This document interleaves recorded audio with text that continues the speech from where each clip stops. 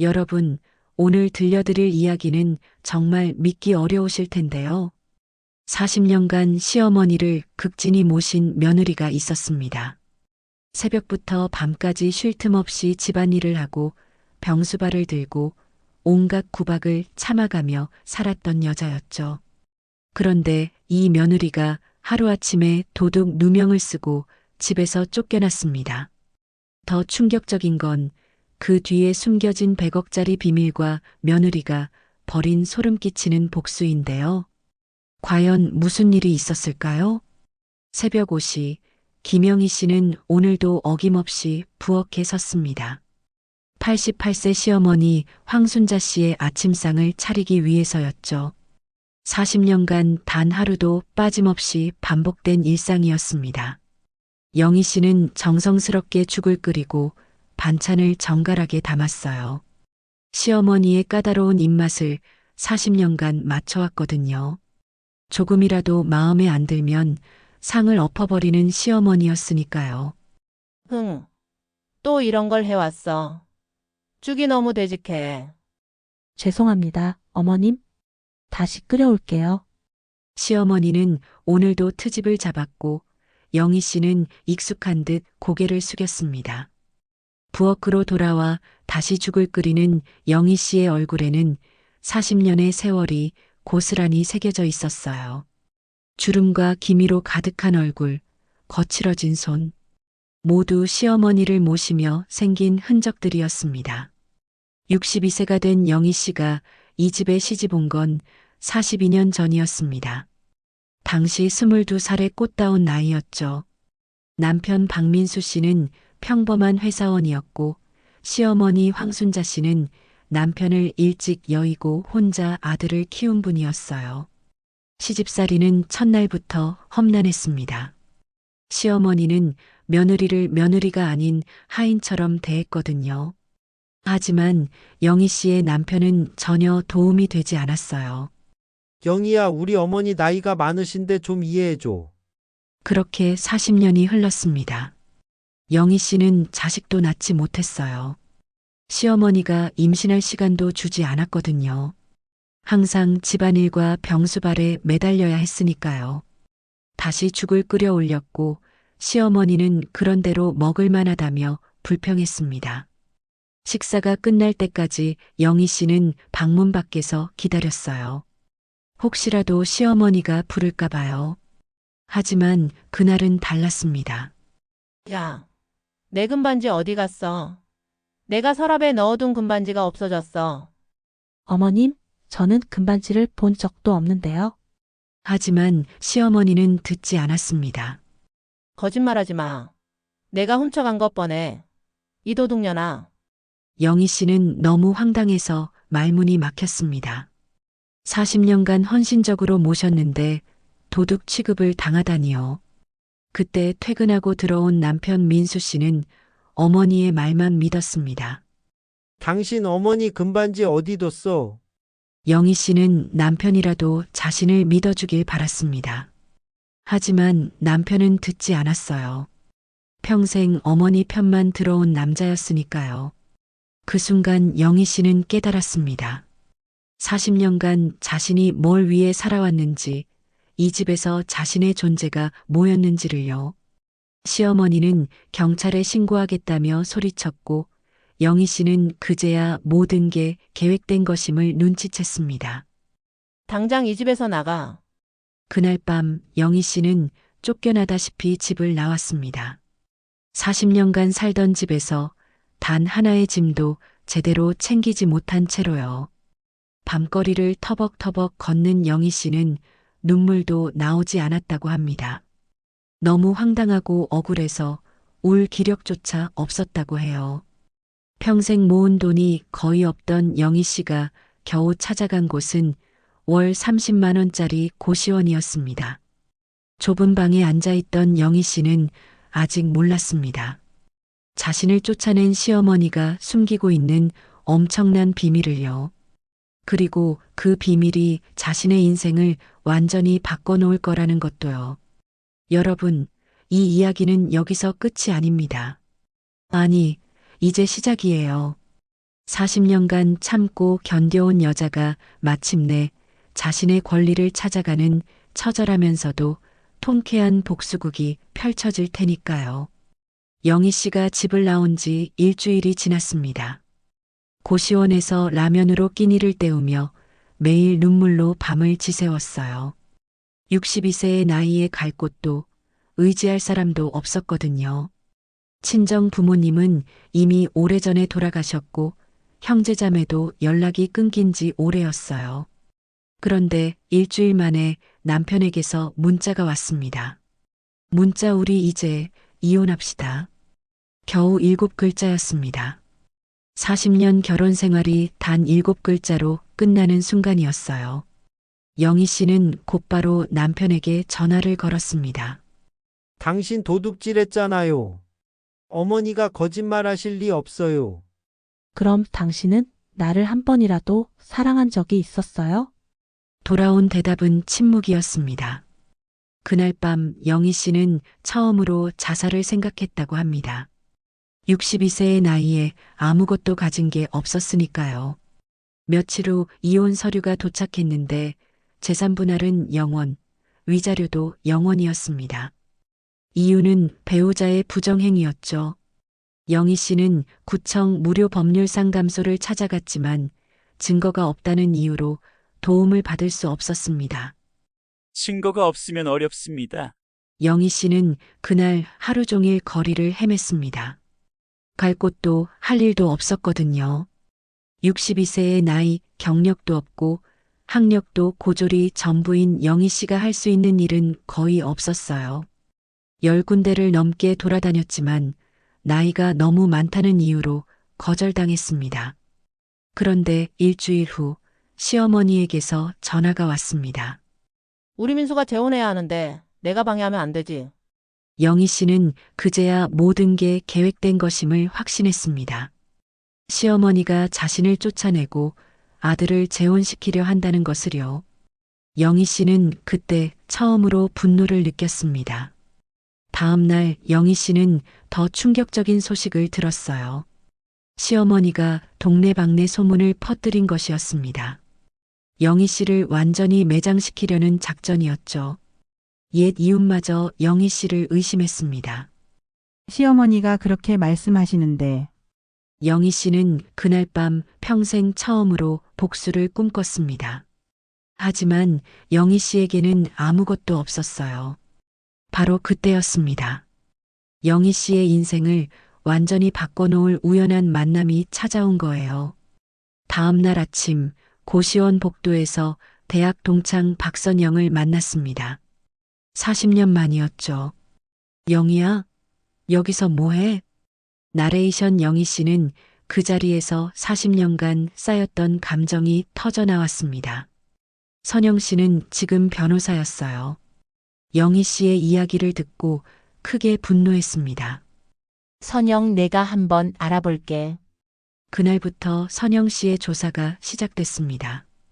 그리고 며칠 후 선영 씨는 충격적인 사실을 발견하게 됩니다. 과연 선영 씨는 무엇을 발견했을까요? 3단계 마이너스 각성과 결심. 일주일 후 선영 씨는 영희 씨를 급히 불러냈습니다. 표정이 심상치 않았어요. 조용한 카페에서 만난 선영 씨는 두툼한 서류 봉투를 꺼냈습니다. 그 안에는 영희 씨의 운명을 바꿀 증거들이 들어 있었죠. 영희야, 내 시어머니. 재산이 어마어마해. 강남 빌딩 한 채, 서초동 아파트 3채, 그리고 예금까지. 총 100억이 넘어. 영희 씨는 귀를 의심했습니다. 100억이라니요?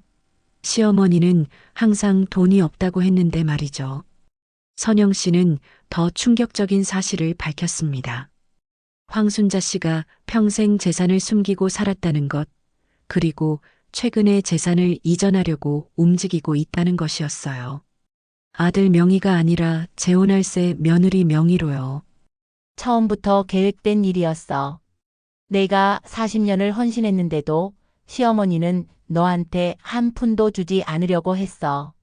영희 씨는 그때 처음으로 진짜 분노를 느꼈습니다. 40년간 억눌렀던 모든 감정이 폭발하는 순간이었죠. 하지만 선영 씨는 마지막 서류를 꺼냈습니다. 오래된 공증 문서였어요. 영희야, 내 친정 아버지가 돌아가시기 전에 내 시어머니한테 5억을 빌려줬어. 이자까지 계산하면 지금 20억이 넘어. 영희 씨는 무릎에 힘이 풀렸습니다. 시어머니의 재산 중 일부가 자신의 친정아버지 돈이었다니요. 그리고 아버지는 그 돈 때문에 사업이 망했고 결국 병으로 돌아가셨다는 것이었습니다. 영희 씨는 그제야 모든 퍼즐이 맞춰졌습니다. 왜 시어머니가 자신을 그토록 학대했는지, 왜 쫓아내려 했는지, 빌린 돈을 갚기 싫어서였던 거죠. 내 아버지가 돌아가신 후에는 상속인인 내가 청구권을 가지게 됐어. 그런데 시어머니가 이 사실을 절대 내한테 알리지 않았지.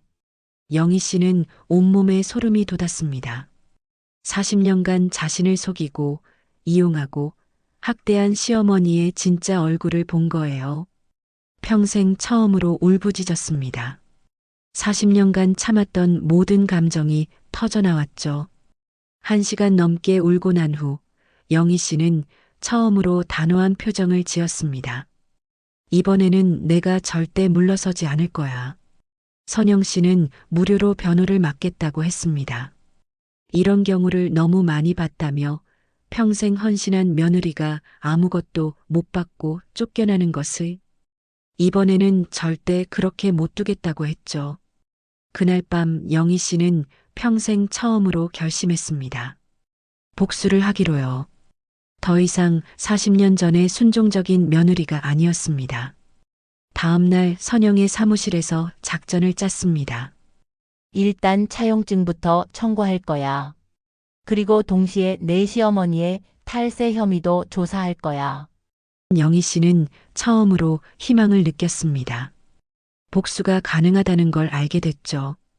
그날부터 영희 씨의 반격이 시작됐습니다.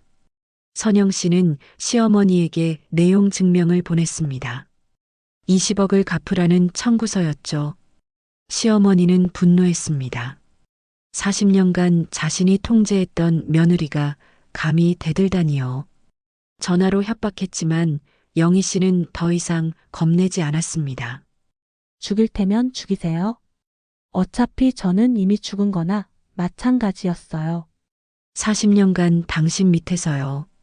영희 씨는 평생 처음으로 시어머니에게 맞섰습니다. 며칠 후 선영과 함께 법원에 소장을 제출했습니다. 드디어 영희 씨의 본격적인 복수가 시작된 거죠. 소송이 시작되고 한 달이 지났습니다. 첫 번째 재판이 열리는 날 영희 씨는 40년 만에 처음으로 당당한 모습이었습니다. 더 이상 고개 숙인 며느리가 아니었죠. 법정에서 시어머니와 마주 앉았습니다. 88세의 노인은 지팡이를 짚고 있었지만 눈빛만큼은 여전히 날카로웠어요. 너 오늘 여기서 창피당할 줄 알아. 두고 보세요. 재판이 시작되고 선영 변호사가 증거를 제출했습니다. 피고 황순자 씨가 20년 전 원고의 친정아버지로부터 5억 원을 차용했다는 차용증이었어요. 공증까지 받은 정식 문서였습니다.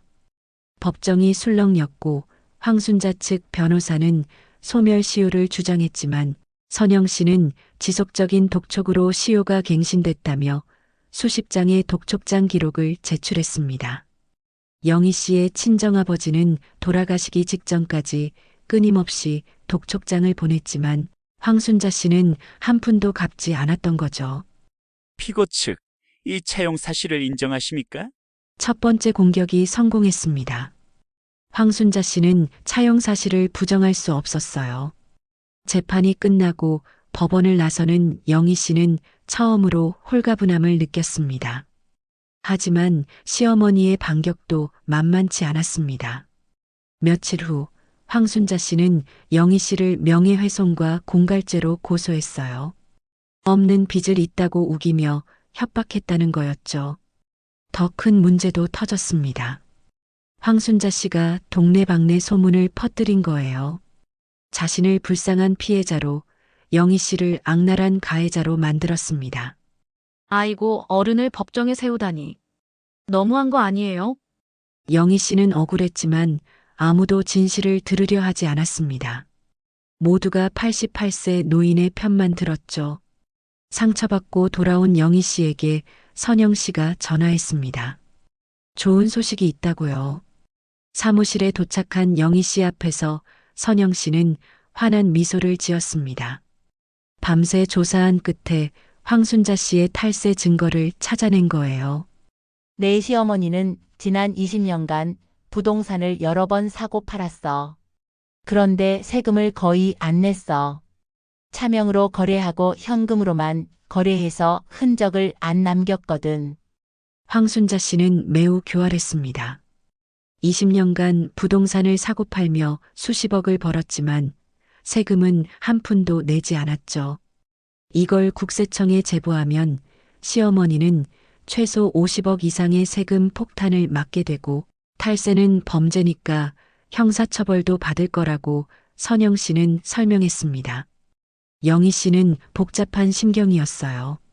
시어머니가 벌을 받는 건 당연하지만 그래도 40년을 함께 산 사이였으니까요. 영희야, 생각해봐.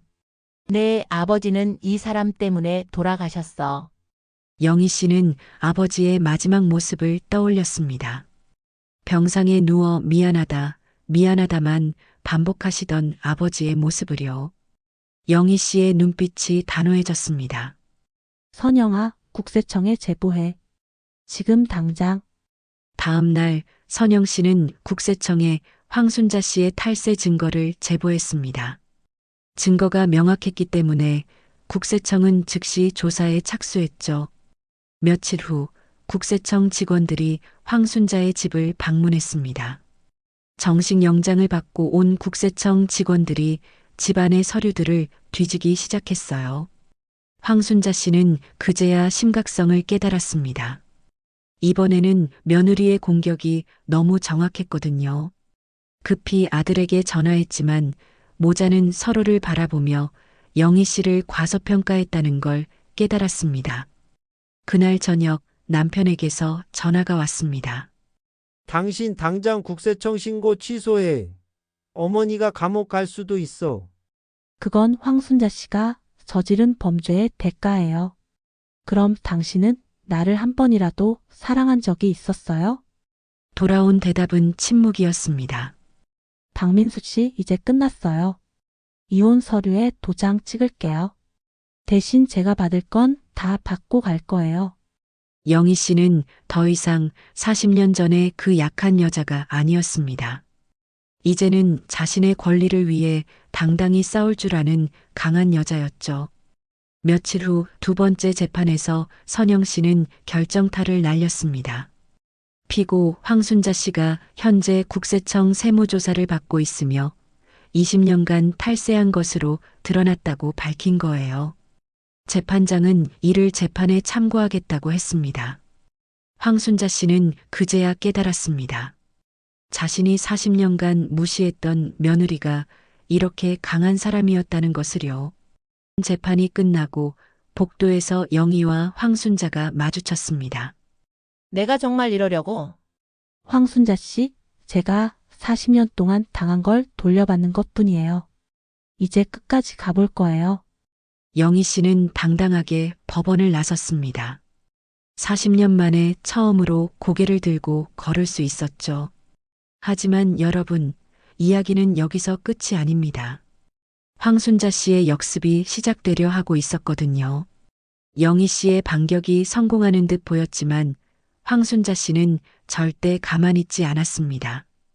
88세의 노인은 생각보다 훨씬 더 교활하고 무서운 사람이었거든요. 밤늦게 황순자 씨는 서울에서 가장 악랄하다는 변호사를 고용했습니다. 수단과 방법을 가리지 않는 사람이었죠. 10억을 들여 최 변호사를 고용한 황순자 씨는 그날부터 영희 씨를 향한 무차별 공격을 시작했습니다. 며칠 후 영희에게 여러 장의 고소장이 날아왔습니다. 명예훼손, 공갈, 협박, 사기, 심지어 폭행죄까지. 다 거짓말이었지만 고소가 들어오면 일일이 대응해야 했어요. 영희 씨를 지치게 만들어 결국 포기하게 만드는 게 황순자 씨의 전략이었죠. 영희 씨는 매일 경찰서에 불려다녔습니다. 조사를 받고 진술서를 쓰고 변명을 해야 했죠. 62세의 나이에 너무 힘든 일이었어요. 한 달이 지나자 영희 씨는 지쳐갔습니다. 몸도 마음도 한계에 다다르고 있었죠. 선영아, 나 너무 힘들어. 이제 그만하고 싶어. 하지만 황순자 씨의 공격은 여기서 멈추지 않았습니다. 며칠 후 영희가 살던 고시원 앞에 사채업자들이 나타났어요. 황순자 씨가 영희 씨 명의로 사채를 쓴 것이었습니다. 40년간 보관해온 영희 씨의 도장을 이용해서요. 5천만 원을 내일까지 갚으라는 협박이었죠. 사채업자들은 매일 고시원 앞을 서성였고 영희 씨는 공포에 떨며 밖으로 나갈 수도 없었습니다. 하지만 며칠 후 더 충격적인 일이 벌어졌습니다. 경찰이 체포영장을 들고 찾아온 거예요. 황순자 씨가 영희 씨를 사기죄로 고소한 겁니다. 없는 빚을 있다고 우기며 20억을 뜯어내려 했다는 거였죠. 영희 씨는 경찰서로 끌려갔습니다. 62세의 나이에 처음으로 수갑을 찬 거였죠. 유치장에서 하루를 보낸 영희 씨는 평생 처음 겪는 일에 무너질 것 같았습니다. 다음 날 아침 선영이 영희를 보석으로 풀어주러 왔습니다. 영희야, 조금만 더 견뎌. 내 시어머니가 이렇게 악랄하게 나오는 건 그만큼 다급하다는 증거야. 그리고 좋은 소식이 있어. 국세청 조사 결과가 나왔어. 탈세액이 정확히 63억으로 확정됐고 추징금까지 합치면 80억이 넘는다는 거였습니다. 그리고 검찰에 고발도 됐으니 황순자 씨는 이제 형사처벌도 받게 된다고 했죠. 하지만 황순자 씨는 여기서도 물러서지 않았습니다. 급히 재산을 처분하기 시작한 거예요. 세금을 내기 전에 재산을 빼돌리려는 거였죠. 영희야, 큰일이야. 내 시어머니가 재산을 다 처분하고 있어. 부동산을 헐값에 금매로 내놓고 있었습니다. 영희 씨와 선영 씨는 급히 법원에 재산 가압류 신청을 했지만 이미 일부 재산은 처분된 후였죠. 빌딩 한 채는 이미 팔렸고 20억이 날아간 상태였습니다. 며칠 후 황순자가 쓰러졌다는 소식이 들려왔습니다. 병원에 입원했다고요. 선영 씨는 의심했어요. 이것도 연극일 수 있다고 동정표를 얻으려는 거라고요. 그래도 영희 씨는 병원을 찾아갔습니다. 40년간의 정이 쉽게 사라지지 않았거든요. 병실에 누워있던 황순자 씨는 영희가 들어오자 갑자기 벌떡 일어났습니다. 멀쩡했어요. 병든 척한 연기였던 거죠. 내가 날 이렇게 만들었어. 제가 인간이 아니라고요? 40년 동안 저를 어떻게 대했는데 그런 말을 하세요? 영희 씨는 더 이상 참을 수 없었습니다. 이제 끝까지 가볼 거예요. 제 아버지 돈 20억 이자까지 받아낼 거예요. 그리고 당신이 저지른 범죄의 대가도 치르게 할 거예요. 병실을 나서는 영희 씨는 더 이상 흔들리지 않았습니다. 황순자 씨의 모든 공격을 견뎌낸 거였죠. 병원 밖에서 기다리던 선영이 말했습니다. 영희야, 그런데 말이야. 내가 조사하다가 엄청난 걸 발견했어. 과연 선영 씨가 발견한 비밀은 무엇일까요? 이제 진짜 반전이 시작됩니다. 선영 씨가 발견한 비밀. 그것은 영희 씨의 인생을 완전히 뒤바꿀 만한 것이었습니다.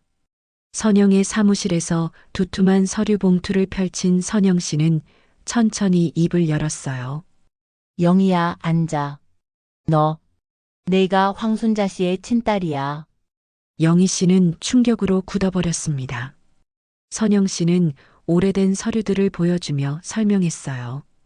영희 씨의 친정아버지가 사실은 친아버지가 아니었다는 것, 엄마가 재혼한 거였다는 것, 영희 씨의 친어머니는 황순자 씨와 첫 번째 남편 사이에서 영희를 낳았고 그 남편이 죽은 후 영희 씨의 친정아버지와 재혼한 것이었다는 거요. 그럼 박민수는 내 이복 오빠야. 영희 씨는 온몸에 힘이 풀렸습니다. 40년간 시어머니라고 불렀던 사람이 친어머니였다니요. 영희 씨는 5살 때 양아버지와 재혼하면서 이 사실이 완전히 숨겨진 거였습니다. 왜 황순자 씨가 가끔 자신을 이상하게 쳐다봤는지, 왜 그토록 자신을 미워했는지 이제야 이해가 됐죠. 하지만 더 충격적인 게 있었습니다.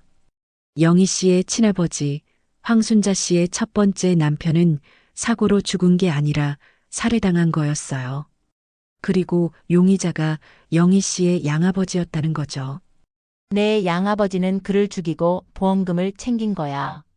그 돈으로 사업을 시작했고 30년 전 영희 씨의 양아버지는 황순자 씨의 첫 번째 남편을 살해했습니다. 사업 파트너였던 그를 죽이고 보험금을 챙긴 거였죠.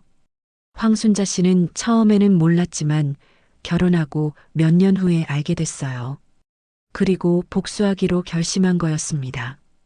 천천히, 아주 천천히요. 남편의 돈을 조금씩 빼돌리기 시작했고 결국 남편의 사업을 망하게 만들었죠. 영희 씨의 양아버지가 돌아가신 게 사업 실패 때문인데 그게 다 황순자 씨가 꾸민 일이었던 겁니다. 모든 퍼즐이 맞춰졌습니다. 왜 황순자 씨가 영희 씨를 그토록 학대했는지, 왜 40년간 하인처럼 부렸는지, 영희 씨는 허탈하게 웃었습니다. 자신의 인생이 너무나 아이러니했거든요. 결국 자신은 친어머니의 복수 도구였던 거죠. 며칠간 아무것도 할 수 없을 정도로 충격에 빠진 영희 씨는 결국 결심했습니다. 선영아, 재판 계속 진행해. 며칠 후 3번째 재판이 열렸습니다. 드디어 결정적인 재판날이었죠. 영희 씨는 모든 진실을 밝히기로 했습니다. 법정에서 영희와 황순자가 눈이 마주쳤고 재판이 시작되자 선영 씨는 폭탄 선언을 했습니다. 재판장님, 원고 김영희 씨는 사실 피고 황순자 씨의 친딸입니다. 법정이 술렁였습니다. 40년간 며느리로 산 여자가 실은 친딸이었다니요. 선영 씨는 출생증명서를 제출하며 계속 설명했어요. 영희 씨는 피고의 첫 번째 결혼에서 낳은 친딸이며 따라서 피고의 법적 상속인이라는 것. 그리고 30년 전 영희 씨의 양아버지가 피고의 첫 번째 남편을 살해했다는 수사기록까지 공개했습니다. 법정은 충격에 빠졌고 30년 전의 살인 사건이 지금 드러난 거였죠. 피고 황순자 씨는 이 사실을 알고 있었으며 복수를 위해 남편의 사업을 망하게 만들었습니다. 그리고 그 과정에서 원고인 친딸까지 희생시켰습니다. 40년간 친딸을 하인처럼 부리며 학대했습니다. 황순자 씨는 더 이상 변명할 수 없었습니다. 모든 증거가 명확했거든요. 피고 할 말 있으십니까? 황순자 씨는 처음으로 무너졌습니다. 88년 인생에서 처음으로 자신의 잘못을 직면한 거였죠. 영희 씨가 일어서서 말했습니다. 40년 동안 저는 황순자 씨를 시어머니라고 생각했습니다. 그래서 헌신했고 희생했고 참았습니다. 하지만 그 사람은 저를 단 한 번도 며느리로 생각하지 않았습니다. 저는 이제 더 이상 당신의 딸도 며느리도 아닙니다. 그저 자신의 권리를 찾으려는 한 명의 인간일 뿐입니다. 재판장은 다음 재판까지 양측이 최종 의견을 정리하라고 했습니다. 재판이 끝나고 법정을 나서는 영희 씨는 처음으로 홀가분함을 느꼈습니다. 40년간의 짐을 내려놓은 것 같았죠. 하지만 복도에서 황순자 씨가 충격으로 쓰러졌습니다. 이번에는 진짜였어요. 뇌졸중으로 쓰러져 중환자실에 입원했습니다. 88세의 나이, 그리고 극심한 스트레스가 원인이었죠. 밤늦게 병원에서 전화가 왔습니다.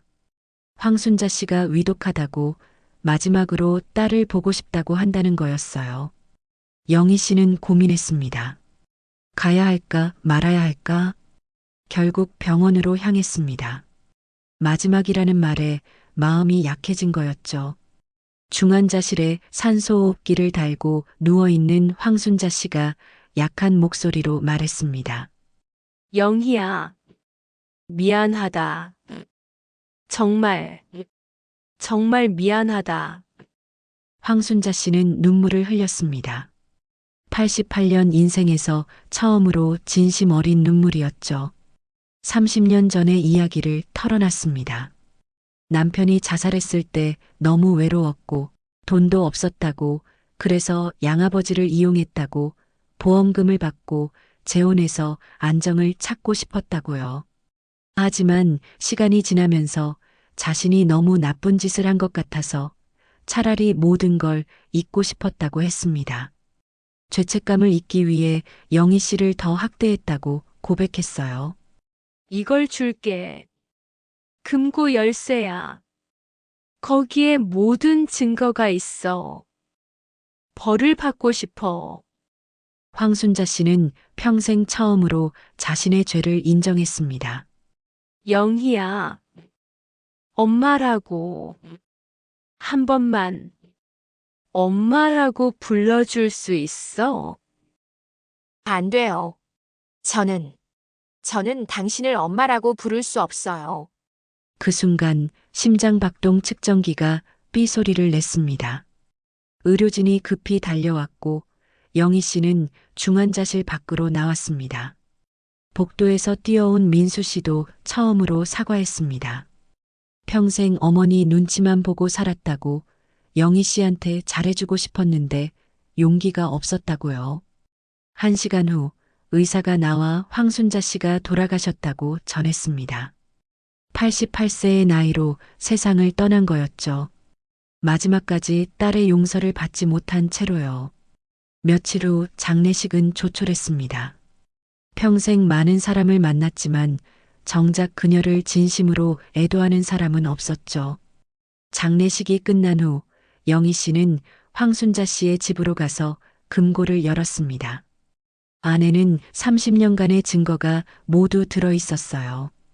보험금 사기 서류, 협박 증거, 횡령 기록까지.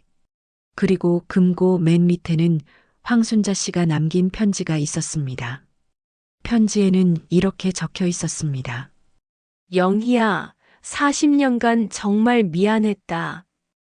나는 내 엄마가 될 자격이 없었어. 하지만 한 가지만은 알아줬으면 해. 내가 너를 미워한 건 내 잘못이 아니야. 모두 내 잘못이었어.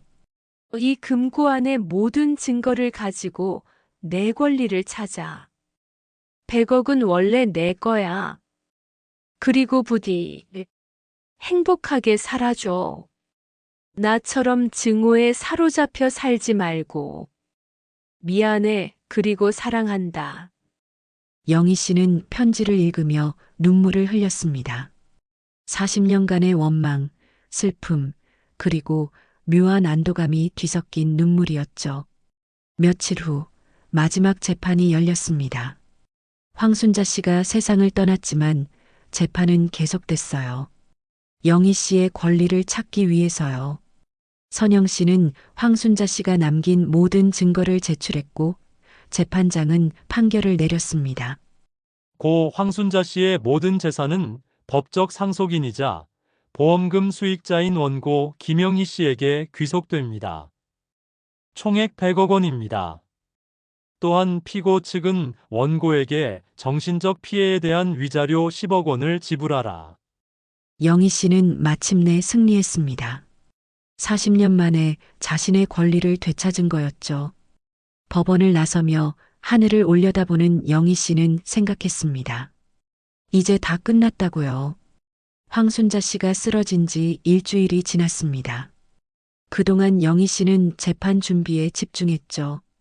하지만 선영 씨는 또 다른 조사를 진행하고 있었습니다. 밤늦게까지 서류를 뒤지던 선영 씨는 뭔가 이상하다고 느꼈어요. 황순자 씨의 재산 규모가 너무 컸던 거죠. 단순히 남편 돈을 빼돌린 것만으로는 설명이 안 됐습니다. 며칠 후 선영 씨는 충격적인 진실을 발견했습니다. 다음 날 아침 영희 씨를 급히 부른 선영 씨는 서류를 꺼냈어요. 영희야, 내 친아버지. 황순자 씨의 첫 번째 남편이 살해당한 게 아니야. 30년 전에 진실이 드러났습니다. 황순자 씨의 첫 번째 남편은 살해당한 게 아니라 자살이었어요. 진짜 사망진단서에는 자살이라고 명확히 나와 있었습니다. 황순자 씨가 살인으로 조작한 거였던 거죠. 첫 번째 남편이 자살하자 그걸 살인으로 조작해서 보험금을 탔어. 그리고 용의자를 내 양아버지로 몰았지. 황순자 씨는 매우 교활했습니다. 남편의 자살을 살인으로 꾸미고 그 죄를 사업 파트너였던 영희 씨의 양아버지에게 뒤집어 씌운 거였죠. 영희 씨의 양아버지는 억울했지만 증거가 없었고 결국 황순자 씨와 결혼하게 됐습니다. 협박당한 거였어요. 증거를 경찰에 넘기지 않는 대신 나와 결혼하라고요. 영희 씨의 양아버지는 40년 전 황순자 씨에게 강제로 결혼당한 것이었습니다. 억울한 살인 누명을 쓰지 않기 위해서요. 그리고 황순자 씨는 결혼 후에도 계속 남편을 협박했습니다. 돈을 빼돌리게 하고 결국 사업을 망하게 만들었죠. 영희 씨의 양아버지는 평생 억울한 누명을 쓰고 협박당하며 살았던 겁니다. 그리고 결국 그 스트레스로 돌아가신 거였어요. 선영 씨는 또 다른 서류를 꺼냈습니다. 황순자 씨가 받은 보험금이 50억이었어. 그게 지금 100억으로 불어난 거야. 그리고 이 보험금의 수익자가 너야. 또 다른 진실이 드러났습니다. 영희 씨의 친아버지가 보험 수익자를 딸인 영희로 지정해놨던 거예요. 하지만 영희가 어렸을 때라 황순자 씨가 법정 대리인으로 받았던 겁니다. 영희 씨는 30년 전부터 50억의 주인이었던 거죠. 황순자 씨는 30년간 딸의 돈을 횡령하고 양아버지를 협박하고 딸을 학대했던 겁니다. 겨진 편지에는 황순자 씨는 30년 전의 이야기를 털어놨습니다. 양아버지를 이용했다고 보험금을 받고 재혼해서 안정을 찾고 싶었다고요. 하지만 시간이 지나면서 자신이 너무 나쁜 짓을 한 것 같아서 차라리 모든 걸 잊고 싶었다고 했습니다.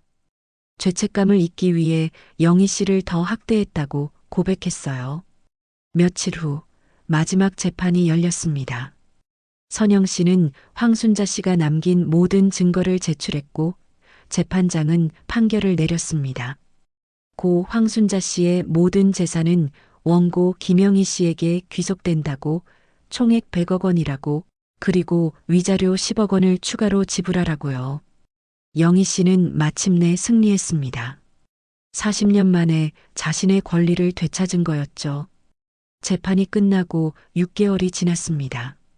영희 씨의 인생은 완전히 달라져 있었죠. 고시원을 나와 작지만 아늑한 집을 얻었습니다.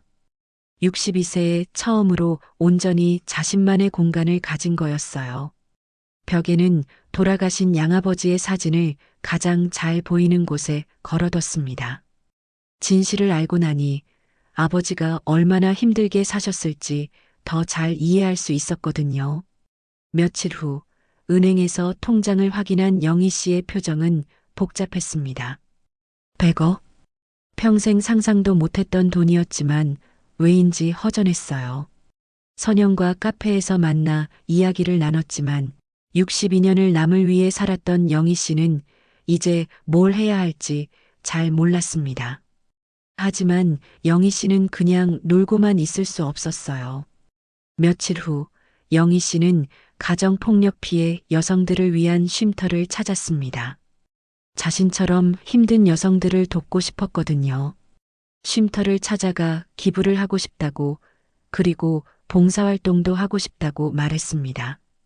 자신도 비슷한 경험이 있어서라고 40년간 학대당하며 살았다고 털어놨죠. 영희 씨는 쉼터에 10억을 기부했습니다. 그리고 일주일에 3번씩 봉사활동을 시작했죠. 쉼터에서 젊은 여성들과 대화하며 자신의 경험을 나눴습니다. 견딘 게 아니라 그냥 살아남은 거라고 하지만 너희는 달라 지금 여기서 새로운 시작을 할 수 있다고 격려했어요. 40년간의 고통이 누군가에게는 큰 위로가 됐죠. 몇 달 후 영희 씨는 쉼터에서 강연을 시작했습니다. 자신의 이야기를 들려주며 포기하지 말라고, 나이는 중요하지 않다고, 중요한 건 내가 나를 포기하지 않는 거라고 말했어요. 영희 씨의 이야기는 많은 사람들에게 감동을 줬습니다.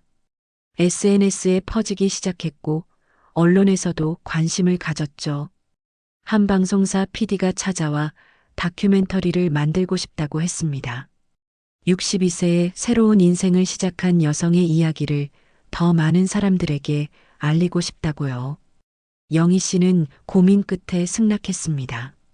자신의 이야기가 누군가에게 도움이 될 수 있다면 부끄러운 과거라도 기꺼이 공개하기로 했죠. 몇 달 후 다큐멘터리가 방영됐고 큰 반향을 일으켰습니다. 영희 씨의 이야기에 많은 사람들이 눈물을 흘렸죠. 62세에도 새로 시작할 수 있다니 감동이에요. 저도 힘내야겠어요. 영희 씨 정말 멋지세요. 같은 댓글들이 쏟아졌습니다. 영희 씨에게는 전국에서 강연 요청이 쏟아졌습니다. 대학교 강당에서 강연하며 절대 포기하지 말라고, 나이가 많든 돈이 없든 학력이 낮든 그건 중요하지 않다고, 중요한 건 여러분 자신을 사랑하는 거라고 말했어요. 청중들은 기립박수를 보냈습니다. 영희 씨는 62세에 새로운 인생을 시작했습니다. 더 이상 누군가의 며느리도 딸도 아닌 김영희 자신으로요. 1년 후 영희 씨는 남은 재산으로 재단을 설립했습니다. 가정폭력 피해 여성들을 돕고 새로운 시작을 지원하는 재단이었죠. 재단의 이름은 새로운 시작이었습니다. 자신처럼 힘든 시간을 보낸 여성들이 언제든 새로운 시작을 할 수 있도록 돕겠다고 선언했어요. 개관식에는 선영도 와서 눈물을 흘리며 자랑스럽다고 말했습니다. 개관식이 끝나고 영희 씨는 재단 건물을 천천히 걸었습니다. 여기서 많은 여성들이 희망을 찾을 거라고 생각하니 가슴이 벅찼죠. 벽에는 문구가 걸려 있었습니다. 늦은 시작은 없다. 중요한 건 시작하는 용기다. 그날 저녁 영희 씨는 양아버지 묘소를 찾았습니다. 아버지, 저 왔어요. 아버지, 저 이제 행복해요. 40년 만에 처음으로 진짜 행복해요. 아버지가 남겨주신 것들로 많은 사람들을 돕고 있어요. 영희 씨는 눈물을 흘렸습니다. 하지만 이번에는 슬픔의 눈물이 아니었죠. 그날 저녁 영희 씨는 생각했습니다. 만약 과거로 돌아갈 수 있다면 뭘 바꾸고 싶을까? 하지만 아니었습니다. 바꾸고 싶지 않았어요. 그 40년이 있었기에 지금의 자신이 있으니까요. 그 고통이 있었기에 다른 사람의 고통을 이해할 수 있으니까요. 세월이 흘러 영희 씨는 70세가 됐습니다. 재단은 더욱 성장했고 수백 명의 여성들이 영희 씨의 도움으로 새로운 삶을 시작했죠. 영희 씨의 얼굴은 평화로웠습니다. 더 이상 40년 전의 그 지친 표정이 아니었어요. 한 젊은 여성이 찾아와 재단 덕분에 대학에 합격했다며 감사를 표했고 영희 씨는 환하게 웃으며 축하했습니다. 선생님이 해주신 말 잊지 않겠다고, 늦은 시작은 없다는 말을요. 영희 씨는 더 이상 복수나 원망에 사로잡히지 않았습니다. 오직 앞으로만 나아갔죠. 그날 밤 영희 씨는 오래된 일기장을 꺼냈습니다. 고시원에서 쓰기 시작한 일기였죠. 오늘은 내 인생에서 가장 암울한 날이다. 40년을 바쳤는데 도둑 취급을 받고 쫓겨났다. 차라리 죽고 싶다. 영희 씨는 씁쓸하게 웃으며 일기장 맨 뒤에 새로운 글을 썼습니다. 오늘은 내 인생에서 가장 행복한 날이다. 70세가 됐지만 매일이 새롭다. 나는 더 이상 과거에 갇혀있지 않다. 앞으로 나아간다. 영희 씨의 이야기는 많은 사람들에게 희망이 됐습니다. 나이가 많아도 상처가 깊어도 새로운 시작은 가능하다는 것을요. 영희 씨는 재단 1층에 작은 카페를 열었습니다. 쉼터를 졸업한 여성들이 일할 수 있도록요. 손님들은 커피가 맛있다며 영희 선생님 이야기가 정말 감동적이었다고 말했습니다. 마지막 장면입니다. 재단 옥상에서 도시를 내려다보는 영희 씨가 하늘을 향해 말합니다. 황순자 씨, 용서해요. 이제 더 이상 당신을 원망하지 않아요. 그리고 감사해요. 당신 덕분에 저는 더 강한 사람이 됐으니까. 영희 씨는 진심으로 용서했습니다. 복수가 아닌 용서를 선택한 거였죠. 석양을 배경으로 서 있는 영희 씨의 실루엣이 아름답게 빛났습니다. 여러분, 김영희 씨의 이야기를 들어주셔서 감사합니다. 이 이야기가 주는 교훈은 간단합니다. 늦은 시작은 없다는 것. 그리고 용서는 상대방이 아닌 자신을 위한 것이라는 것. 영희 씨는 지금도 매일 재단에 나가 일하고 있습니다. 70세이지만 여전히 활기차게요. 그리고 오늘도 누군가에게 이렇게 말하고 있을 겁니다. 당신도 할 수 있어요. 나이는 숫자일 뿐이에요. 중요한 건 시작하는 용기예요. 이 이야기는 실화를 바탕으로 재구성되었습니다. 현재도 많은 여성들이 가정 내 학대로 고통받고 있습니다. 당신의 작은 관심이 누군가에게는 큰 희망이 될 수 있습니다. 여러분, 오늘 이야기 어떠셨나요? 40년간의 고통을 딛고 새로운 인생을 시작한 김영희 씨의 이야기. 우리에게도 언제든 새로운 시작이 가능하다는 것을 보여주는 이야기였습니다. 다방커피 채널에서는 앞으로도 이런 감동적이고 의미 있는 이야기들을 계속 전해드리겠습니다. 구독과 좋아요, 알림 설정까지 부탁드립니다. 다음 이야기에서 또 만나요. 여러분 모두 행복하세요. 기억하세요. 늦은 시작은 없습니다. 지금 바로 이 순간이 새로운 시작입니다.